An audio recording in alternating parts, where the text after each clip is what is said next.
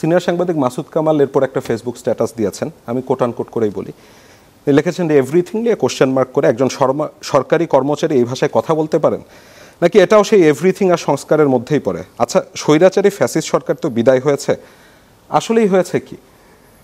এ ধরনের একটা স্বৈরাচারকে আপনি কেমনে মাপেন? তার কথা দিয়ে মাপেন নাকি তার কাজ দিয়ে মাপেন? আপনি স্বৈরাচার, আমি একটা কথা বললাম, আমার কথাটা কি আপনার মনে হচ্ছে আমি অ্যারোগান্ট ছিলাম? আপনি তো শুনেছেন, আমি আমার কনফিডেন্টলি বলেছি যে আমাদের ম্যান্ডেট আছে এভরিথিং, এবং আমি এটা আপনাকে বলেছি। এটা এভরিথিং বলার কারণে আমি আমাদের অ্যাটর্নি জেনারেলের সাথে আমি কথা বলেছি, আমাদের লয়ারদের সাথে, যার আমার লয়ার বন্ধুবান্ধব, আমি অ্যাটর্নি জেনারেলকে পুরো আমি এক্সপ্লেনেশন, ওনার যদি মনে হয় যে না আমার এভরিথিং নাই, উনি একটা অনেকগুলো লয়ারের সাথে কথা বলতে পারেন, তাদের কাছ থেকে নিতে পারেন অপিনিয়ন। আমরা আমাদের যিনি সরকারের যেন প্রধান লয়ার, তার সাথে আমি কথা বলেছি, ঠিক আছে? আর উনি যেটা বলছেন যে একটা স্বৈরাচার, এইভাবে একটা স্বৈরাচার আপনি মাপেন কিভাবে?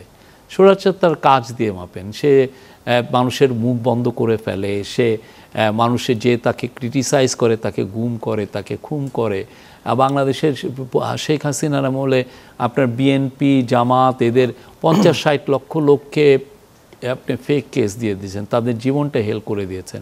আপনার এক্সট্রা জুডিশিয়াল কিলিং হয়েছে 3000, তারপরে গুম হয়েছে 3 থেকে 3,500 লোক, আপনার ম্যাসাকার হয়েছে কতটা?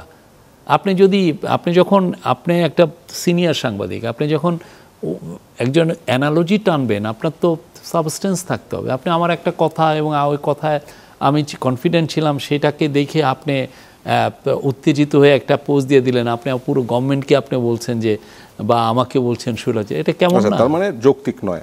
আচ্ছা।